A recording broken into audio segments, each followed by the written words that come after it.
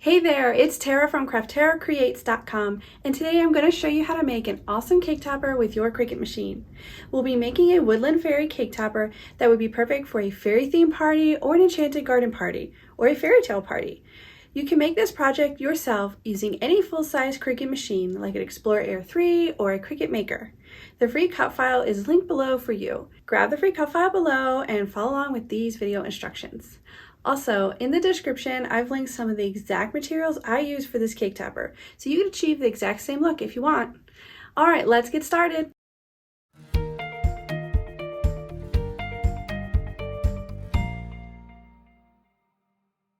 Grab the free SVG cut file for the Woodland Fairy cake topper at the link in the description.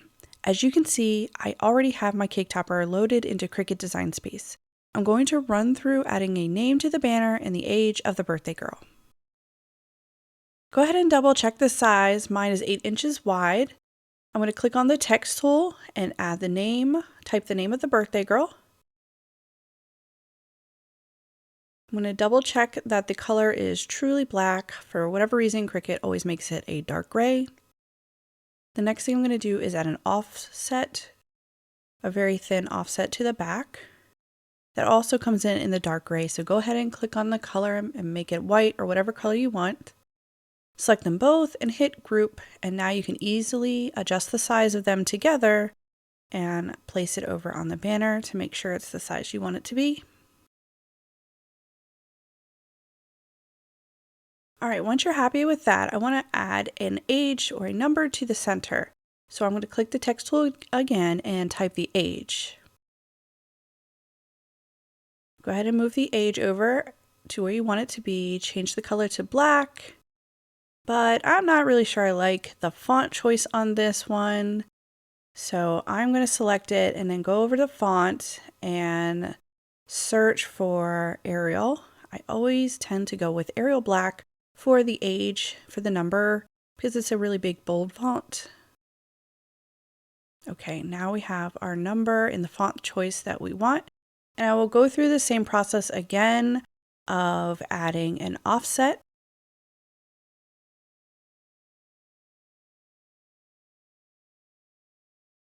Once you have your offset, go ahead and change the color to white or whatever you want the color of it to be.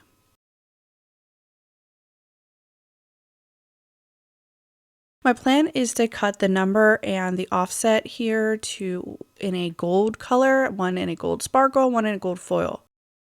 So that's why I changed them to yellow. But I really wanted to match the same yellow as the star and use that as the color. So I'm going to the color sync on the panels, and I'm going to drag over each of the layers and drop it into the same color palette as the star on the fairy's wand.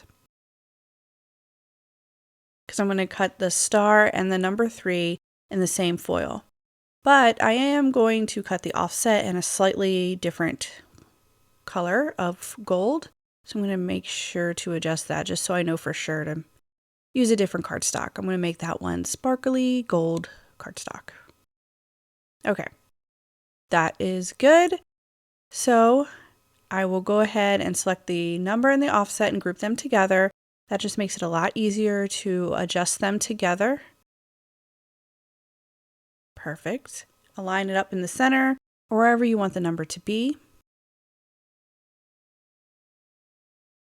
And once you are ready, go ahead and click Make It to send this project to your Cricut machine and continue on to cut out all the shades in cardstock. And I'll see you in the next section.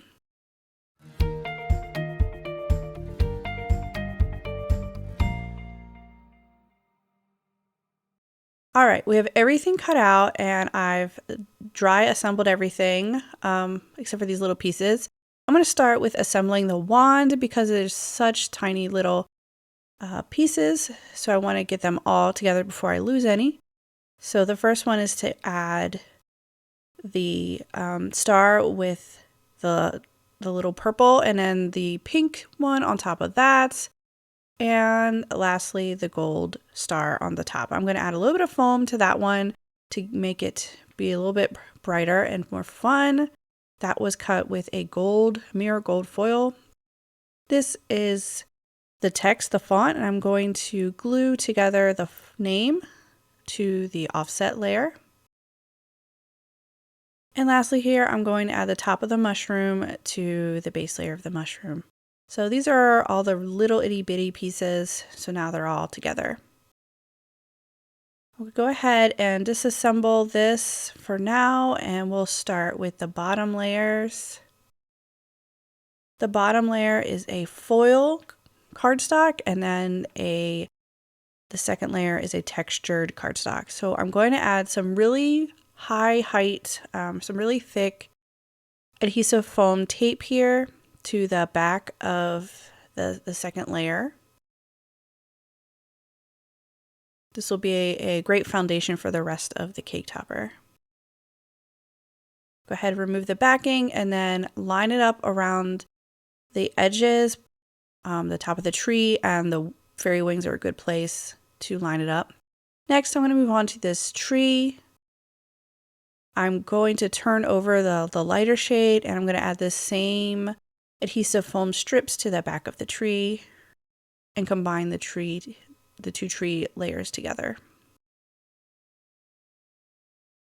Use the banner toward the bottom to line it up, and then the top of the tree is exactly the same. There we go.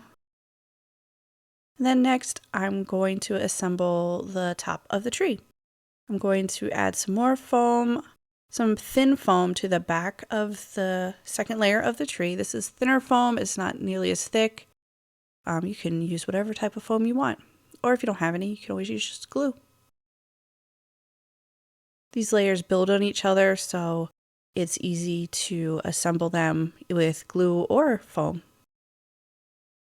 Remove the backing layer to the foam and line it up at the bottom. That's probably the easiest way. And then remove the backing of the little part and line this one up on the side. There we go. And now you have the top of your tree all ready to go. I'm going to add some more foam to the back of the assembled tree top before I add it to the top of the brown color for the tree.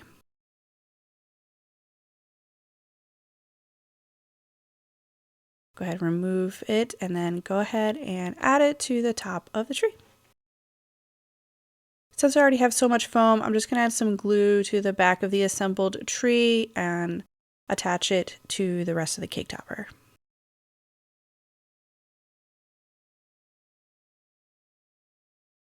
Next, we can assemble the little fairy. I'm going to disassemble her real quick and add the top layer of the wings with glue.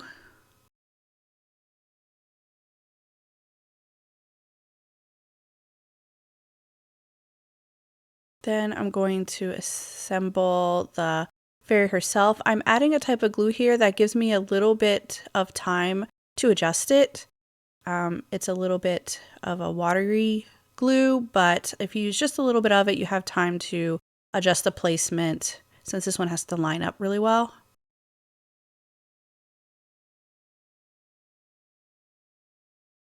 All right, now we have the rest of the fairy to assemble. I'm going to start with her hair. I'll just add this with glue real quick. And then this is the second layer of her hair, and I'm just add a little bit of dimension here. I'm going to add a very thin piece of adhesive foam. This is not very thick, but it'll give a little bit of extra dimension to her head.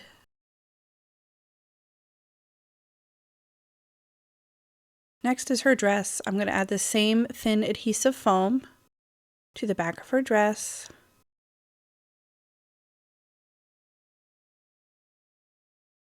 You can use the bottom layer area of her dress to line it up. There we go. Next, I'm going to add the assembled wand. Just go ahead and glue it to the back on the back and apply it right to its spot. Perfect. Now our little fairy is assembled. We just have to add her to her wings. Now you could glue her on, but I'm going to go ahead and add a little bit of thin foam to the back of where the fairy will go. I'm not going to put it on her wings because the wings actually show quite a bit. So the safest place to put it is where her body would be. So I'm going to put it where her head would be, and then the bottom of her dress, and just a little tiny spot to support the star for the wand. Remove the adhesive foam, the backing sheet, to expose the adhesive, and stick your fairy right onto her spot so she has her wings. There you go. Now your fairy's all ready. Let's go ahead and assemble the banner. The banner comes in 3 layers, and you just build them one on top of the other. This works really well with adhesive foam. I'm using the little tabs here, but you could certainly use the strips instead. It really doesn't matter. This is really easy to assemble banner. It just one goes on top of the other, goes on top of the other. So it layers really well. I'm using my weeding tool to pull back some of the backing sheet here. Sometimes I use my fingernails, but whatever works for you. Go ahead and line this up on the bottom and the edges. I'm adding the top layer of the banner to the middle layer of the banner, and then I will add that whole combination to the bottom layer.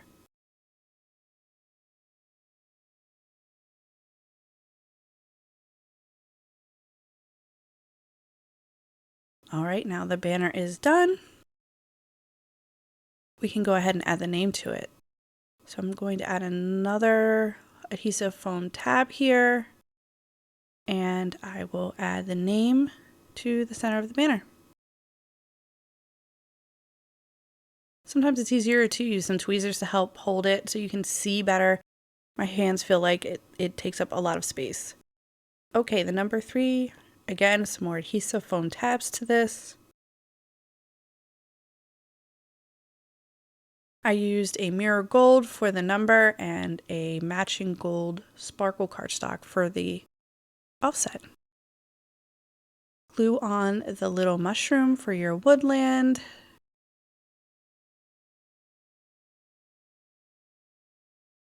And now you can kind of put everything together. So you have your fairy, you have your banner, and we have the number that goes in the middle. So you can decide what goes on next and how you want to do it. You can either glue it on or add adhesive foam. I'm going to add another layer of adhesive foam to the back of the fairy wings, and then I will add her to her spot right on the cake topper. Just line up everything. I found it easier to line it up from the starting at the top. Perfect. It's coming together. Let me finish off the number 3 that I used for the birthday girl. Add a few more areas of adhesive foam to the back. And then add the 3 to the center of the cake topper.